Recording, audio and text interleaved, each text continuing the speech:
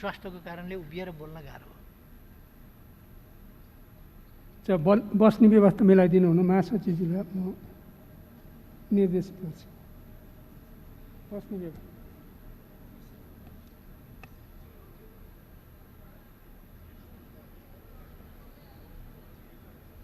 यहाँबाट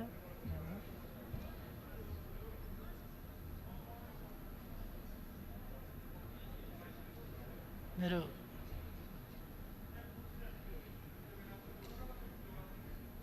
तलबाट सहज हुन्छ त? हजुर तलबाट सहज हुन्छ त बसेर? यहाँबाट देख्न सजिलो हुन्छ। देख्न सकिँदैन, यतै गर्नुपर्छ। त्यहीँ बस्छ। यहाँ अलिक अर्को कुर्सी छैन एउटा?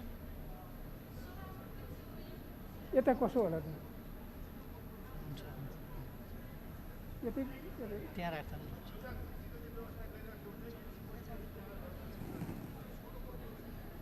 कुर्सी चेन्ज गर्ने। गुड।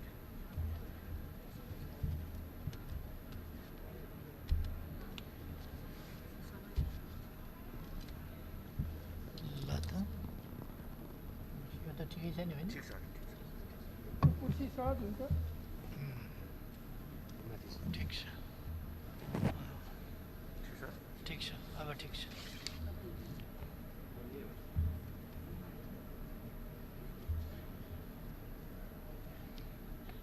सम्मानीय सभामुख महोदय, सभामुखज्यूलाई बिचमा अलिकति इन्टरप्ट गर्नु परेकोमा क्षमा प्रार्थी छु।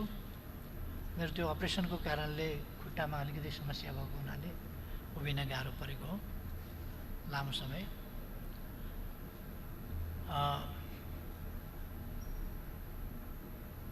र हाम्रो सम्पूर्ण प्रयास अहिले यति बेला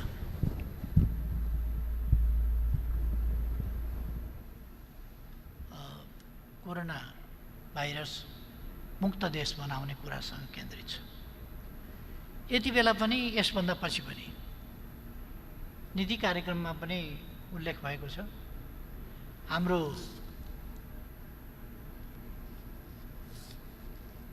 प्रयास स्वास्थ्य सम्बन्धी हाम्रो नीतिको केन्द्रबिन्दु स्वस्थ नागरिक बनाउनु हो र निरोगी नेपाल हाम्रो मूल ध्येय हो। प्रतिरोधी क्षमताको विकास, निरोगी व्यक्तिहरूको निर्माण र कोरोनाको पनि अहिलेसम्म खास भन्ने हो भने प्रतिरोध र प्रतिरोधी क्षमता नै यसको उपचार हो, अरू औषधि बनेको छैन। भाइरस मर्दैन, मार्न सकिँदैन। त्यसर्थ भाइरसका विरुद्ध प्रतिरोधी क्षमताको विकास, त्यसलाई प्रवेशै गर्न नदिने, कथम कदाचित प्रवेश निरोगी मान्छेमा र बलियो इम्युन सिस्टम प्रतिरोधी क्षमता भएको मान्छेमा प्रवेश गर्न पनि त्यसलाई कठिन हुन्छ। प्रवेश गर्यो भने पनि फैलिन कठिन हुन्छ र त्यो हटेर जानुपर्ने बाध्यता हुन्छ। त्यसकारण हामीले स्वास्थ्य क्षेत्रमा निरोगी नेपाल सँगसँगै त्यसको अर्थ हामीले निरोगी नेपाल भनेर त्यसमा मात्रै ध्यान दिने होइन, फेरि उपचारात्मक विधि, परीक्षण, आइसोलेसन आदि जति गरिराखेका छौँ ती विधिहरू र स्वास्थ्य उपचारका निम्ति आवश्यक स्वास्थ्य सहयोग, यसमा औषधि नहुने भएको हुनाले एक ढङ्गले भन्यो भने यसलाई स्वास्थ्य सहयोग नै भने मात्रै पनि पुग्छ जस्तो लाग्छ। हस्पिटलले पनि बाँच्नका लागि प्रतिरोधी क्षमता वृद्धि गर्ने वा स्वास्थ्य रहनका लागि मद्दत गर्ने, कोरोना फैलिन नपाओस् भन्ने कुरामा ध्यान दिने, अरूमा सर्न नपाओस् भन्ने कुरामा ध्यान दिने, यिनै कुराहरू हामीले पनि ध्यान दिएका छौँ।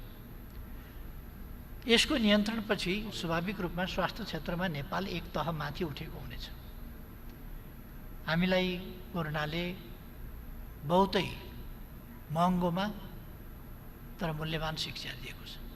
हामीलाई महँगो त पर्यो, अहिलेसम्म नै हामीले धेरै यसमा खर्चहरू गरेका छौँ र फेरि पनि हामीले धेरै खर्च गर्नुपर्ने अवस्था आउँदैछ। यससँग सम्बन्धित अरू पक्षहरू छन् यसले अर्थतन्त्रमा पारेको प्रभाव। मान्यजीहरूले प्रश्न उठाउनु भएको छ कि कोरोना छँदै छैन जस्तो, अर्थतन्त्रका कुराहरू या विकास निर्माणका कुराहरू अथवा पूर्वाधार विकासका कुराहरू अथवा स्वास्थ्य लगायतका शिक्षा क्षेत्रका र अरू विविध क्षेत्रका कुराहरू, यी सबै कुराहरू कोरोना नै छैन कि जस्तो गरेर कोरोनामा केन्द्रित हुनुपर्ने अरू कुराहरू पनि सरकारले ल्यायो भन्ने कुरा पनि मान्यजीहरूले भन्नुभएको छ। म के स्पष्ट पार्न चाहन्छु भने कोरोना एउटा बहुतै तितो यथार्थ हो आजको, जसले हामीलाई अत्यन्त गम्भीर बनाएको छ। त्यसको सामना गर्नै छ र म विश्वास व्यक्त गर्न चाहन्छु मानव जातिले कोरोनालाई पराजित गर्नेछ र हामी मानव जातिको विजय, कोरोना मुक्त नेपाल, कोरोना मुक्त विश्व, यो निर्माण गर्नेछौँ। यद्यपि कोरोनाको प्रवृत्ति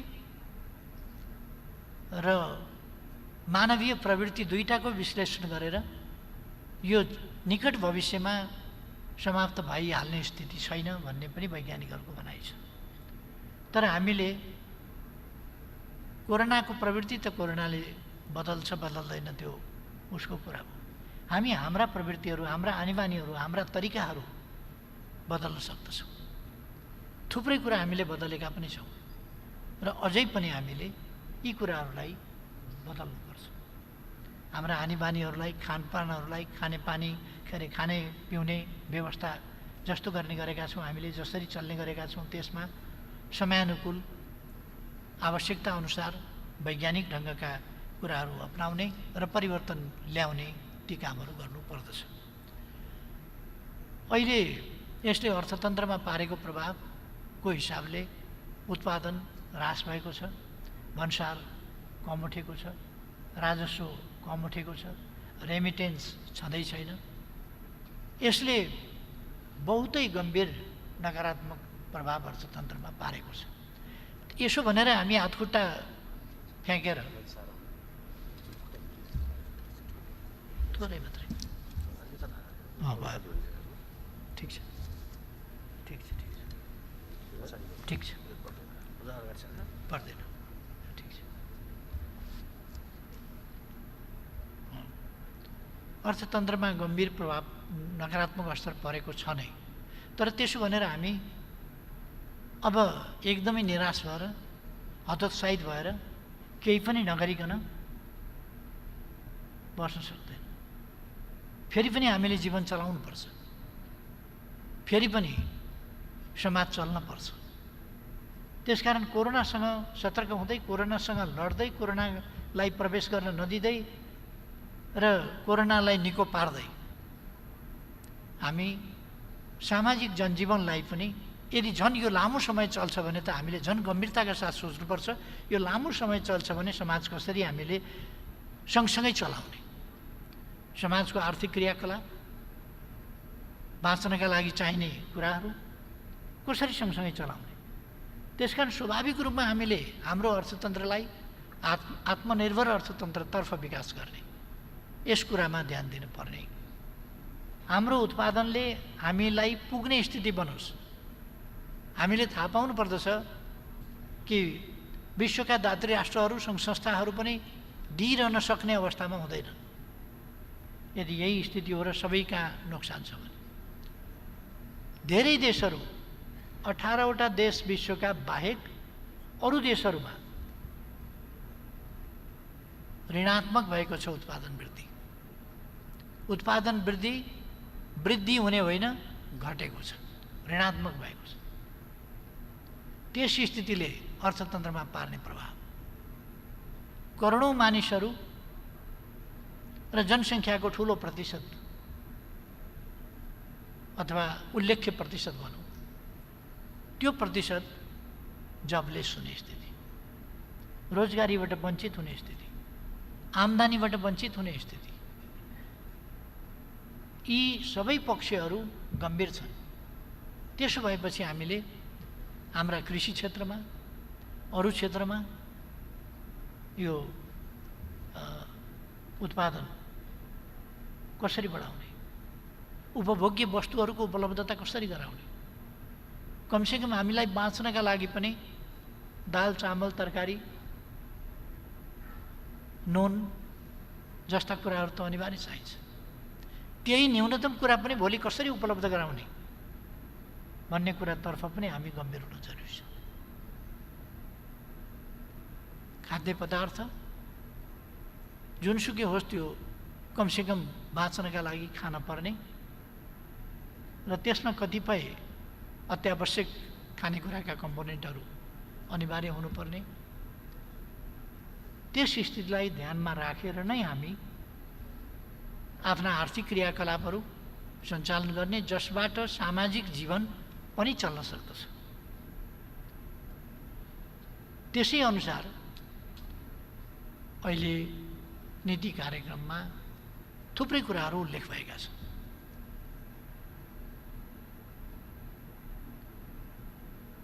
कतिपय साथीहरूले प्याकेजका कुराहरू गर्नुभएको छ। प्याकेज यो देखाउने कुरा पनि होइन र अर्को विषय पनि होइन। प्याकेज हामी जहाँ छौँ, जस्तो अवस्थामा छौँ, जता जाँदैछौँ त्यसअनुसार अर्थतन्त्रको सम्बन्धमा, आर्थिक हिसाबले गर्नुपर्ने कामहरूको सन्दर्भमा त्यसअनुसार नै हाम्रा नीतिहरू र हाम्रा व्यवहारहरू निर्देशित हुनुपर्दछ।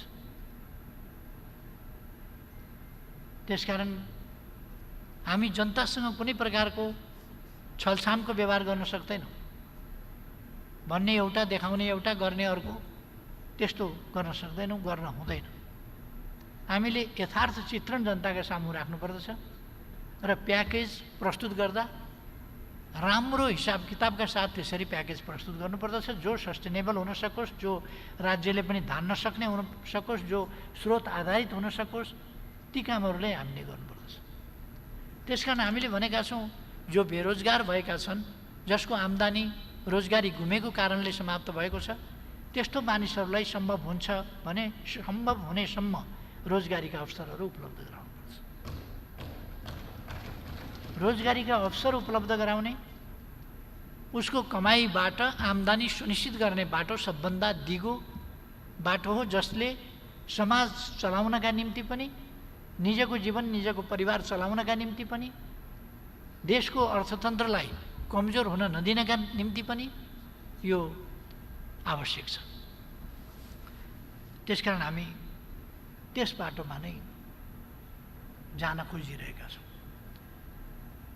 गरिबलाई, जसको केही छैन अथवा सहारा छैन अथवा कुनै देखभाल गर्ने कोही अभिभावक छैन अथवा शारीरिक रूपले अशक्त अपाङ्ग छ या सुस्त मनस्थितिको स्थितिमा छ, काम गर्न पनि सक्दैन, त्यस्तो मानिसहरूसँग हामीले श्रमको अपेक्षा गर्न सक्दैनौँ। वार्धक्यको हिसाबले श्रमको अपेक्षा गर्न सक्दैनौँ भने उहाँहरूको जिम्मा फेरि सरकारले बिना शर्त लिनुपर्ने हुन्छ। यसका निम्ति पनि सरकारले सोचेको छ। त्यसकारण म साथीहरूलाई, मान्यज्यूहरूलाई आग्रह गर्न चाहन्छु, हामी यी सबै कुराहरूको प्रबन्ध गरिरहेका छौँ र आगामी दिनमा छिटै नै हामी यस्ता प्रबन्धहरूतर्फ पनि अगाडि बढ्नेछौँ।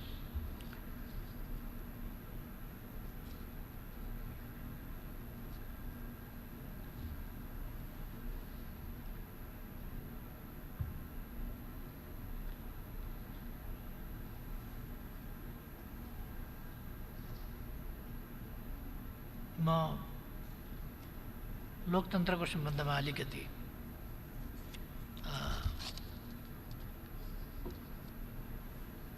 भन्न चाहन्छु। लोकतन्त्रको सम्बन्धमा चर्चा गर्दा हामीले यो 7 दशकभन्दा लामो समयदेखि सङ्घर्ष गरेर लोकतन्त्र ल्यायौँ। ती उपलब्धिहरूको निष्कर्षको रूपमा हामीले संविधान ल्यायौँ। संविधान कार्यान्वयन गर्न निर्वाचन गरायौँ, सङ्घीय संरचनाहरू बनायौँ, स्थानीय तहहरू बनायौँ, संविधान बमोजिम नयाँ कानुनहरूको निर्माण अथवा पुराना कानुनहरूको संशोधन गऱ्यौँ। राजनीतिक संरचना मात्रै बनाएनौँ हामीले, त्यसका निम्ति भौतिक संरचनाहरू पनि निर्माण गऱ्यौँ र सङ्घीयतालाई बाटोमा लग्यौँ। यो कष्टपूर्ण, लामो, बलिदानपूर्ण सङ्घर्षको उपज हो अहिलेको स्थिति। र यस स्थितिमा देशलाई ल्याइ पुर्याउन जीवन बलिदान गर्नुहुने शहीदहरूप्रति श्रद्धासुमन अर्पण गर्न चाहन्छु। घाइतेहरूको उपचारको प्रबन्ध सरकारले गराउनेछ, त्यो नीति कार्यक्रमले पनि बोलेको छ। त्यसभन्दा अगाडि पनि मैले समय समयमा बोलेको छु। म मान्यज्यूहरूसँग आग्रह गर्न चाहन्छु, जुनसुकै आन्दोलन होस्, ती आन्दोलनहरूबाट जो राष्ट्रियताका लागि, लोकतन्त्रका लागि, तानाशाहीको विरुद्ध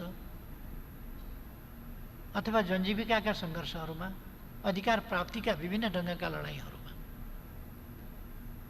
भएका घाइतेहरूको उपचार, यदि त्यस्तो घाइतेहरू छन्, बिरामीहरू छन्, थप उपचार आवश्यक छ भने त्यो जिल्ला कार्यालय मार्फत, जिल्ला प्रशासन मार्फत जानकारी गराउन, त्यस्तो सम्पर्कमा आएको घाइतेहरूलाई उपचारको व्यवस्था हुन्छ सरकारबाट भन्ने कुरा अवगत गराइदिन म मान्यज्यूहरूमा पनि आग्रह गर्न चाहन्छु। उहाँहरूको शीघ्र स्वास्थ्य लाभको कामना गर्न चाहन्छु र जसले त्याग गर्नुभएको छ, बलिदान गर्नुभएको छ, दुःख कष्ट उठाउनु भएको छ, त्यसका निम्ति म उहाँहरूप्रति एउटा उहाँहरूका कष्टमा वेदना सेयर गर्न चाहन्छु र उहाँहरूको सम्बन्धमा केही गर्नुपर्छ भने त्यसमा पनि सरकार तयार रहन्छ। हालांकि यति बेला हामी कोरोनाका विरुद्ध लड्दैछौँ र कोरोनाका विरुद्ध सम्पूर्ण शक्ति केन्द्रित गरिरहेका छौँ, तर यसको अर्थ हामी अरू केही पनि गर्दैनौँ भन्ने होइन, अरू पनि कामहरू गर्छौँ। हाम्रो सामर्थ्य अलिकति घटेको छ कोरोनाले गर्दा, उत्पादन घटेको छ, आम्दानी घटेको छ, आवश्यकताहरू बढेका छन्, स्वाभाविक हो। यस यथार्थमा उभिएर नै हामीले कामहरू अगाडि बढाउने हो, चाहे सामाजिक उत्तरदायित्वका काम हुन् अथवा अरू विकास निर्माणका काम हुन्। यो दुईटै कुराहरू, सामाजिक उत्तरदायित्वका काम, विकास निर्माणका काममा हाम्रो यथार्थ परिस्थिति अनुसार नै हामी गर्नेछौँ।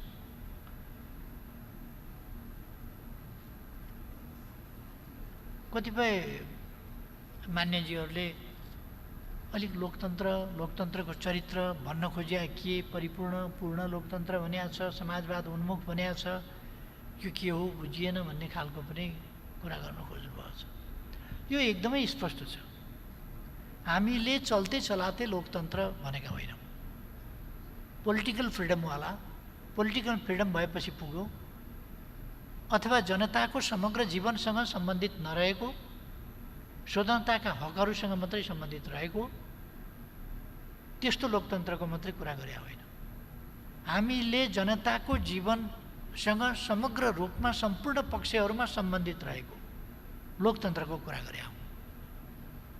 हामीले बोल्ने या सम्पत्तिमाथिको अधिकार अथवा राजनीतिक हक अधिकारहरू, पार्टी खोल्न पाउने अधिकार, चुनाव लड्न पाउने अधिकार, पक्ष प्रतिपक्ष हुन पाउने अधिकार मात्रै खोजेका होइनौँ। हामीले प्रेस स्वतन्त्रता, पूर्ण प्रेस स्वतन्त्रता, पूर्ण माथि पनि प्लस प्रेस स्वतन्त्रता भए पुग्छ भन्न खोजेका होइनौँ। जनताको जीवनका समग्र पक्षहरूमा सकारात्मक प्रभाव ल्याउने जनताको लोकतन्त्र खोजेका हौँ, सम्भ्रान्त लोकतन्त्र होइन।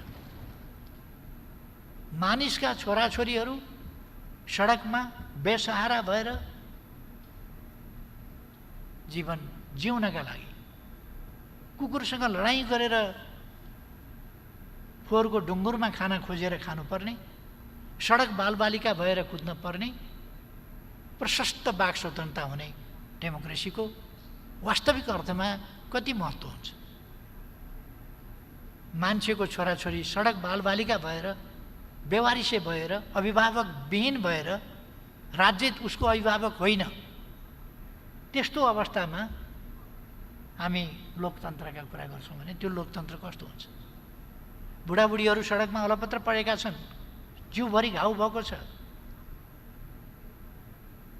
अनि घावै घाउ भएर बेसहारा बेहाल सडकको पेटीमा पसारिएका छन्, झिँगा भन्किएका छन्, कागले आएर ठुङ्गिराखेको छ। हाम्रा अग्रजहरू, हाम्रा ज्येष्ठ नागरिकहरूको अवस्था त्यो छ। कोही अलिकति मानसिक सन्तुलन घुमेपछि अलपत्रसँगले सडकमा फालिएको छ। त्यस्तो अवस्थामा हामी डेमोक्रेसी भनिरहन्छौँ, मानव अधिकारका कुरा गरिरहन्छौँ। मान्छे बाँच्नका लागि तडपिएर टोकरी लिएर भिख मङ्गा भएर सडकमा हिँडिरहेको छ। हामी हेरिरहन्छौँ र लोकतन्त्रका गफ मात्रै गर्छौँ भने त्यस्तो लोकतन्त्र के हुन्छ? त्यसकारण अहिलेको सरकारले बनेको 2 वर्षभित्र सडक बालबालिका मुक्त गरेको छ। मानव अधिकारको जगदेखि, मान्छे हुनुका अधिकारको जगदेखि, सरकारको जिम्मेवारीको जगदेखि हामीले काम थालेका छौँ। टुप्पो टुप्पोमा मात्रै होइन, सर्फेसियल डेमोक्रेसी होइन।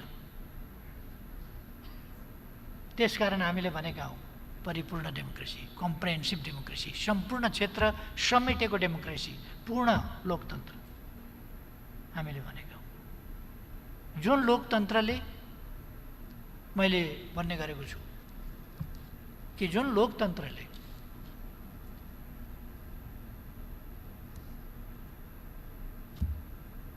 पर क्यापिटा इन्कम अथवा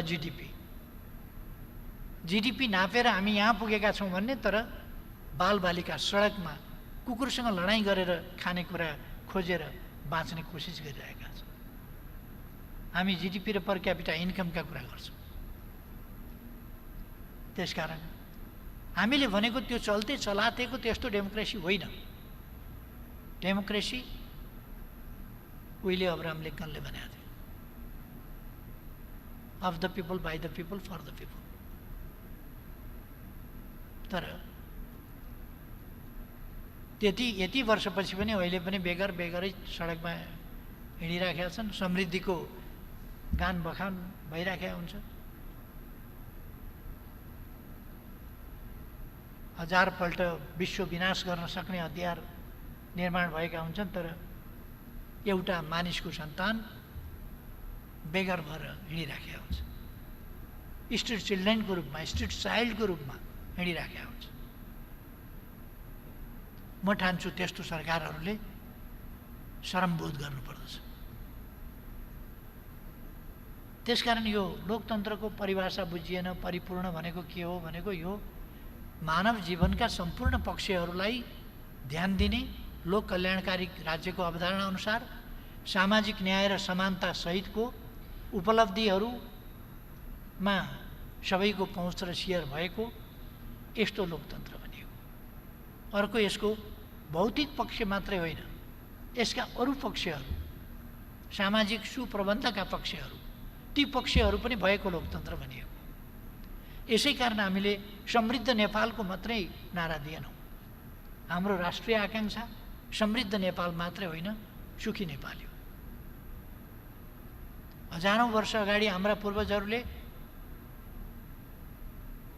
सुखी नेपाल, सुखी संसार, सुखी मानव जाति परिकल्पना गरे। सर्वे भवन्तु सुखिनः भने मान्छेको अन्तिम इच्छा, मानिसका सम्पूर्ण चेष्टाहरू, प्रयासहरू, गतिविधिहरू, क्रियाकलापहरू, यी सबैको निष्कर्ष के हो भने दे वान्ट ह्याप्पिनेस। ती सुख चाहन्छ। ह्याप्पिनेसको दुईटा अर्थ हुन्छ, एउटा खुसी, अर्को सुख। सुख दीर्घकालीन कुरा हो, खुसी अल्पकालीन कुरा हो। त्यसकारण हामीले खुसी भनेको होइन, सुखी भनेको। हाम्रो ह्याप्पिनेसको अर्थ, प्रस्परस नेपाल, ह्याप्पी नेपालीको अर्थ खुसी नेपालीभन्दा सुखी नेपाली भने हो, जो सुख चाहिँ अलिक लास्टिङ हुने कुरा हो, पर्मानेन्ट कुरा हो। खुसी भनेको अलिक तत्काल खुसी लाग्न सक्छ, तत्काल खुसी हट्न सक्छ, मान्छे खुसी हुनसक्छ, नाखुस हुनसक्छ, एकछिनमा पनि खुसी आउन सक्छ, खुसी जान सक्छ। तर सुख भनेको त्यस्तो कुरा होइन। सुख भनेको समग्र परिवेश हो। त्यसकारण हामीले भनेको डेमोक्रेसी सुखसहितको, सुखसहित भनेको लोकतान्त्रिक प्रणाली, लोकतान्त्रिक हक अधिकार, स्वतन्त्रताका हक अधिकार सहित। त्यसै गरेर अधिकार र अवसरसम्म हरेक व्यक्तिको पहुँच हुन सकोस्, हरेक मान्छे अधिकार र अवसरसम्म पुग्न सकोस्। त्यसका निम्ति सैद्धान्तिक अवसर उपलब्ध हुने, व्यवहारिक रूपमा अवसरसम्म छुन देख्न नपाइने अवस्था हुनु हुँदैन। छुन देख्न मात्रै होइन, उपभोग गर्न पाइने गरीको अवसर उपलब्ध हुनुपर्छ। सामाजिक न्याय र समानता प्राप्त हुनुपर्छ। उपलब्धिहरूमा सेयर हुनुपर्छ। र जैविक प्रवृत्तिको पहिलो कुरा हो बाँच्नु। कुनै जङ्गली जनावरलाई तपाईँले खानेकुरा दिनुभयो भने, कागलाई खानेकुरा दिनुभयो भने पहिले सुरक्षित छ कि छैन भन्ने विचार गर्छ, अनि मात्रै खान्छ। किनभने सुरक्षित छैन भने भोक लागेकै भए पनि उसले खाँदैन, भाग्छ त्यहाँबाट। बाँचियो भने त पछि खाउँला भन्ने हुन्छ। त्यसकारण लाइफ इज फर्स्ट। जीवनको सुरक्षा पहिलो कुरा हो, सुरक्षित रहनु पहिलो कुरा हो भन्ने हुन्छ। यसर्थ निर्भय जीवन समाजमा बाँच्न पाउने अवस्था हुनुपर्दछ। साँचो लोकतन्त्रमा निर्भय जीवन बाँच्न पाउने, भयरहित जीवन बाँच्न पाउने, जीव धन अधिकार अवसर कतैबाट कसैले खोज्छ, आफ्नो मान सम्मान खोज्छ भन्ने खालको भय त्रास, त्यस प्रकारको कुनै भय त्रासबाट मुक्त भएको सामाजिक प्रबन्ध हुनुपर्छ। र त्यसै गरेर मानव सचेत प्राणी हो। त्यसकारण उसले सम्मानित जीवन बाँच्न खोज्दछ। त्यसकारण सम्मानित जीवन बाँच्न पाउनुपर्छ। यो समग्रतालाई समेटेर नै भनिएको हो समृद्ध नेपाल सुखी नेपालीको राष्ट्रिय आकांक्षा।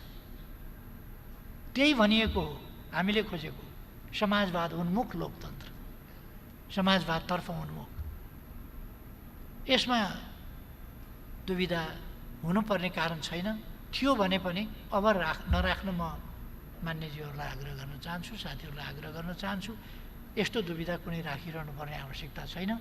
हामी सामाजिक न्याय समानता सहितको एउटा सुन्दर, शान्त, समृद्ध, भयरहित वातावरणको, सबैका अधिकार अवसरहरू उपलब्ध भएको त्यस्तो सुन्दर समाजको परिकल्पनातर्फ अगाडि जाँदैछौँ।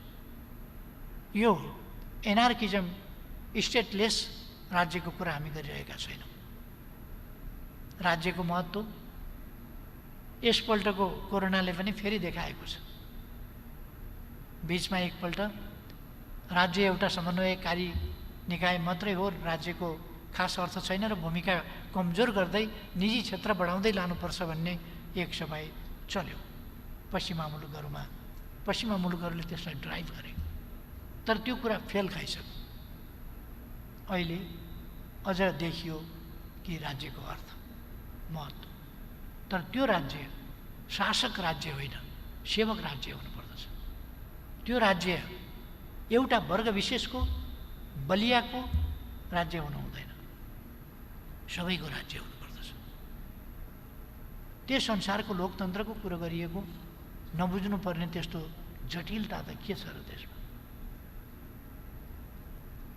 यसमा यदि कसैको सैद्धान्तिक आग्रह फरक छ भने त्यो बेग्लै कुरा हो। सैद्धान्तिक आग्रहले मान्न नसकिने हो भने त्यो बेग्लै कुरा हो। कोही पछि पर्न हुन्न, पछाडि परेकोलाई अगाडि ल्याउनुपर्छ। हाम्रो फोकस त्यहाँबाट सुरु हुन्छ। त्यसकारण मैले भने जिडिपी पर क्यापिटा इन्कमबाट होइन, ह्याप्पिनेस इन्डेक्स, डेभलपमेन्ट इन्डेक्स, समग्र मानवीय आवश्यकता आकाङ्क्षाहरूको मूल्य र मानमा त्यसलाई हेर्नुपर्छ। आज दुनियाँ त्यस दिशातर्फ विकास हुँदैछ।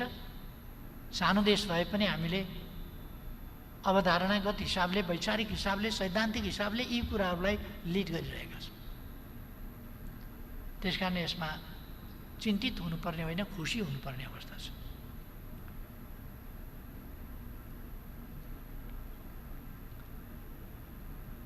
अर्को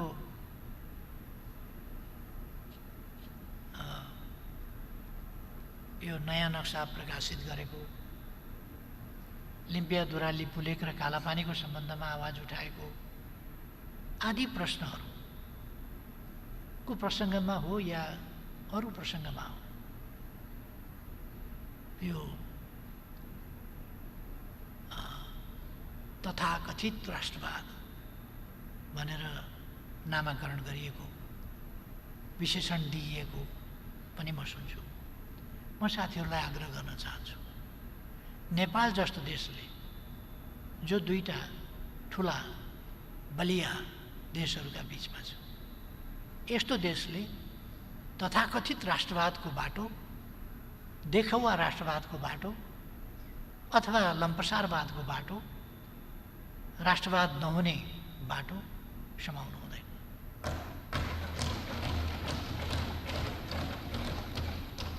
यथार्थमा भन्दाखेरि राणा शासनको समाप्तिको लगत्तै पछिदेखि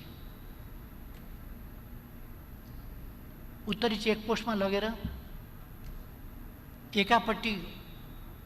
एकापट्टिको छिमेकीको सेना अर्कोपट्टिको छिमेकीको बोर्डरमा लगेर राख्ने खालको अशोभनीय, मन्त्री परिषदको बैठकमा अर्को देशको राजदूत ल्याएर उपस्थित गराएर बैठक गर्ने खालको अशोभनीय खालको यस्ता खालका प्रवृत्तिहरू 17वटा चेकपोस्ट उत्तरतिर राखिए। राष्ट्रियता कमजोर हुने, हाम्रो स्वाभिमान झुक्ने, हामी न्यूरिने, हामीले स्वाधीनताको एहसास गर्न त के त्यो परिकल्पना गर्न नसक्ने खालको स्थिति, त्यस्तो हुनु हुँदैन। मैले पहिलेदेखि पनि भन्दै आएको छु, कुनै देशको भूगोल ठुलो वा सानो हुन सक्दछ, जनसङ्ख्या ठुलो वा सानो हुन सक्दछ, विकासमा अगाडि वा पछाडि हुन सक्दछ, तर राष्ट्रियता सानो वा ठुलो हुँदैन। सबै राष्ट्रहरू बराबरीको हैसियत राख्छन् र सबै राष्ट्रहरूले बराबर स्वाधीनताको प्रयोग गर्न पाउनुपर्छ। आफ्ना स्वाधीन, आफ्ना निम्ति र आफूसँग सम्बन्धित वा विश्वसँग सम्बन्धित आफ्ना नीतिहरू आफूले तय गर्न, आफूले कार्यान्वयन गर्न, आफूले अगाडि बढाउन पाउनुपर्छ। हामी कहिले कहिले सुन्ने गर्छौँ,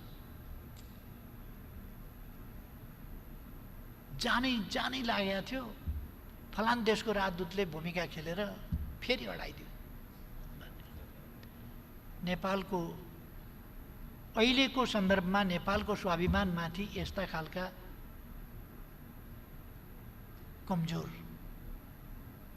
निम्छरा वचनहरू कुनै पनि देशले नबोलिदिए राम्रो हुन्थ्यो।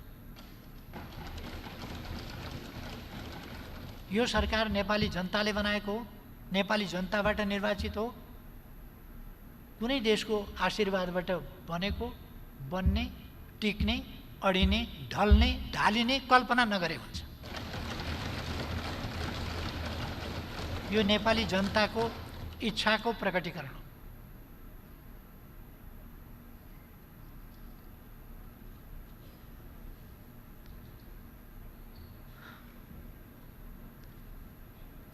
एकजना एउटा सन्दर्भ चाहिँ मैले सम्झाउनु पर्छ कि जस्तो लाग्छ।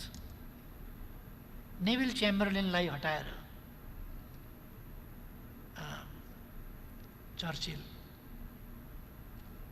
प्रधानमन्त्री हुनुभन्दा अगाडि च्याम्बरलेनलाई हटाउने सन्दर्भमा ब्रिटिस पार्लियामेन्टमा अति भयो, इनफ इनफ नारा लाग्यो।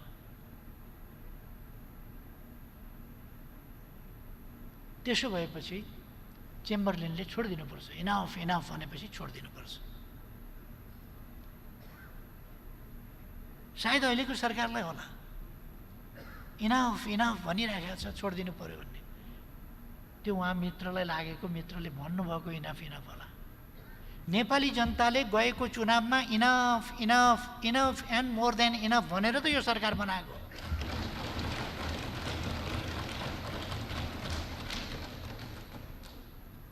त्यसकारण कुनै भ्रम नरहोस्, म आग्रह गर्न चाहन्छु, इनफ नभनिकन त बनाएको होइन नि। किन यो पर्मानेन्ट सरकार बनाइयो? त्यसकारण यो जनादेशबाट आएको हो, जनादेशलाई कदर गर्छ।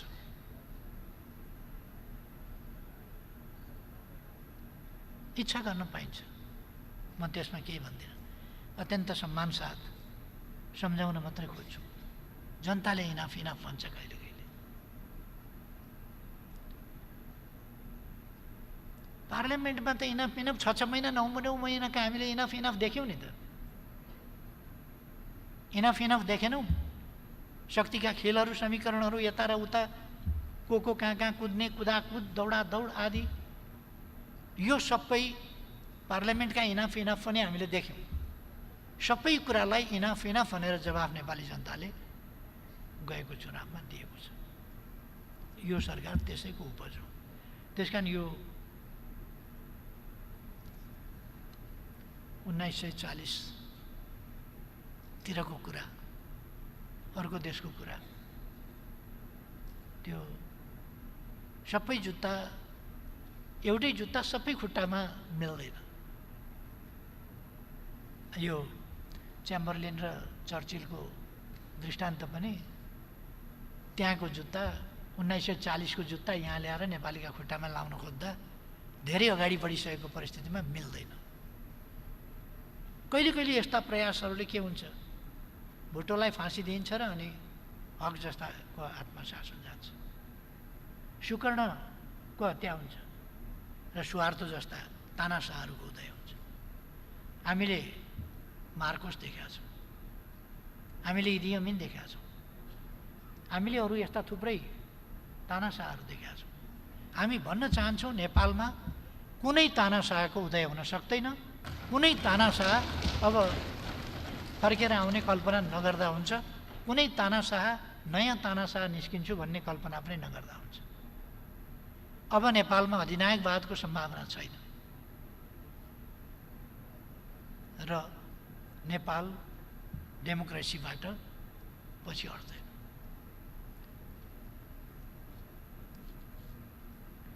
सुशासन कायम गर्ने सन्दर्भमा, भ्रष्टाचार नियन्त्रणको सन्दर्भमा, भ्रष्टाचारको कुरा गर्दाखेरि मान्छे हाँसे भन्ने कुरा पनि मैले सुने।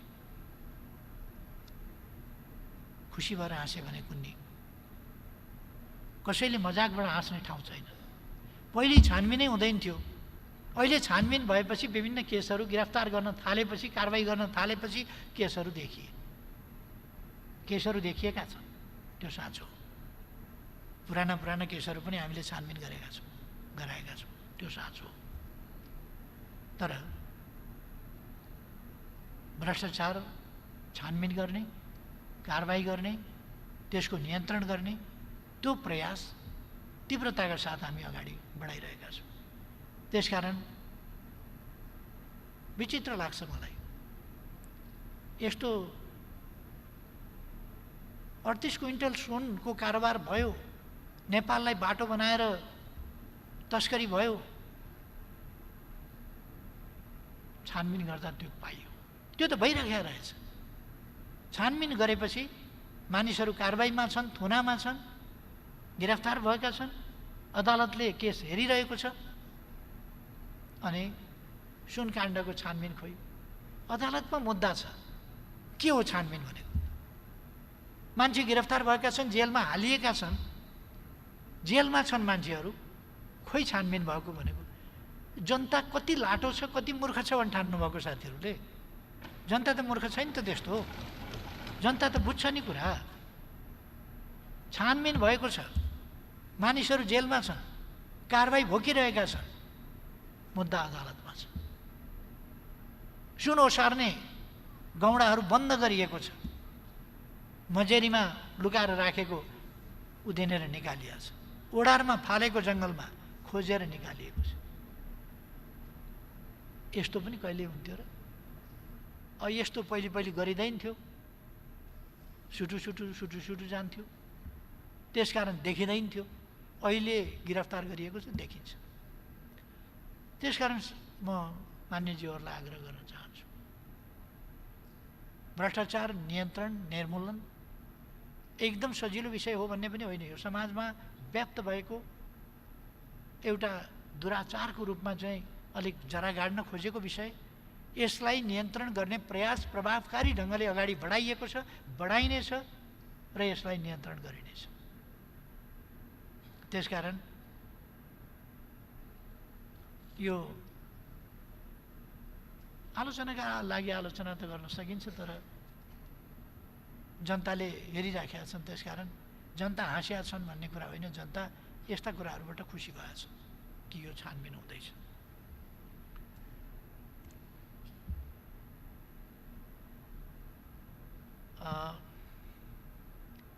हामीले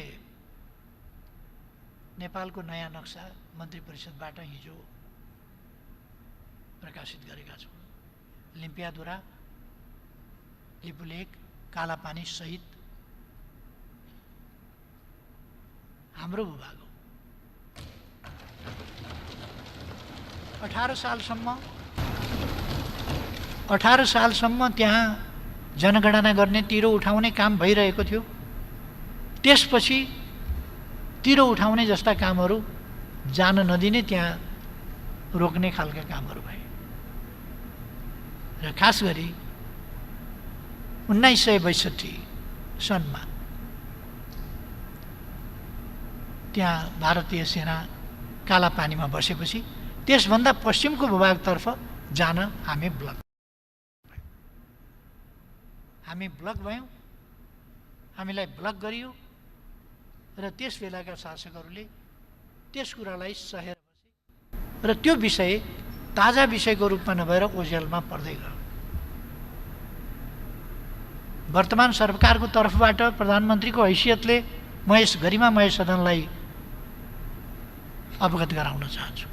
अब लिम्पियाधुरा, लिपुलेक र कालापानीको विषय ओझेल पर्न वा सेलाउन दिइने छैन। यसको निष्कर्ष निकालिन्छ। यसको यो हाम्रो भूभाग हामी फिर्ता लिएर सोच्छौँ। फिर्ता लिने अठोटका साथ नै भारतले आफ्नो भनेर नक्सा विवादास्पद भूमि भन्ने हो भने पनि त्यो विवादास्पद होइन, हाम्रो भूमि बेकारको अकुपाई गरेर विवादास्पद बनाएको छ। त्यसकारण हामीले यसमा कोही रिसाउँछ कि भनेर हामीले अर्गेल गरेको भए पो रिसाउँछ कि भन्ने ठान्नुपर्ने आवश्यकता। हामीले अर्गेलै गरेको छैन। त्यसकारण यस विषयलाई सेलाउन पनि दिँदैन र कूटनीतिक वार्ताको माध्यमबाट ठोस पहल गरिनेछ र यो भाग फिर्ता ल्याइनेछ। यही अठोटका साथ हामीले जसरी हामीले नीति कार्यक्रममा प्रस्तुत गरेका थियौँ, सम्बोधनमा आएको छ, हामी लिम्पियाधुरा, लिपुलेक, कालापानी क्षेत्र हाम्रो हो र त्यो फिर्ता लिन अथवा त्यसलाई प्राप्त गर्न हामी ठोस रूपमा कूटनीतिक प्रयास गर्नेछौँ र फिर्ता लिनेछौँ। तदनुसार त्यो भूभाग समेत सामेल गरेर हामी नेपालको नक्सा, नयाँ नक्सा तयार गर्नेछौँ भनेर नीति तथा कार्यक्रममा आएको थियो। यो कुनै चलाखीको हिसाबले तथाकथित राष्ट्रवाद देखाउनका लागि यो गरिएको होइन। त्यसो भन्नु पनि ठिकै हो। तथाकथित राष्ट्रवाद बोल्ने अभ्यासका प्रचलनहरू देखिआएको, भोगिआएको परिस्थितिमा त्यसो आकलन गर्नु पनि त्यति अस्वाभाविक होइन होला। तर अहिलेको सरकारको तर्फबाट म भन्न चाहन्छु, यो कुनै तमासा गरिएको होइन, यो देखावा गरिएको होइन। यो यथार्थमा फिर्ता लिनका निम्ति गरिएको हाम्रो विभाग हो र हामी फिर्ता लिन्छौँ। नक्सा प्रकाशित पारित भएको छ, हिजो प्रकाशित आज भोलिसम्ममा होला।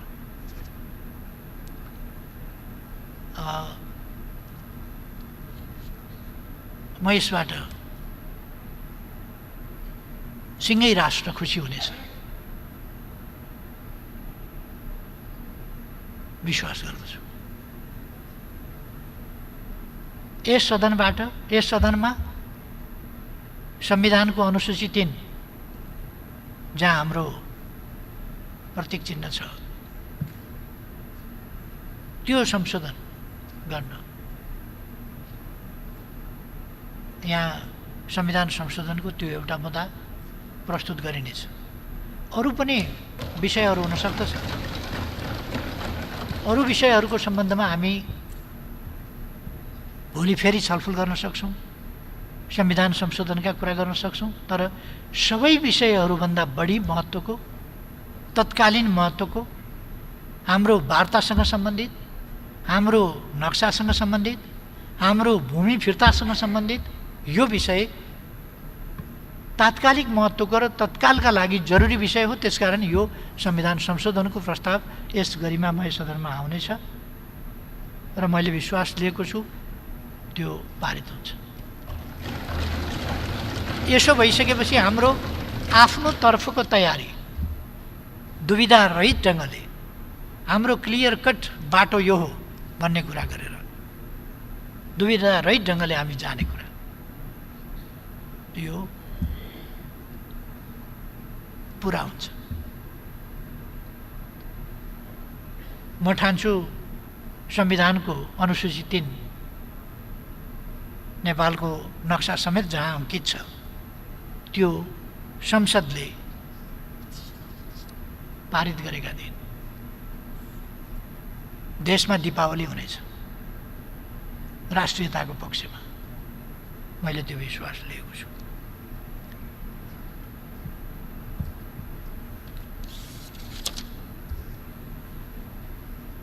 एउटा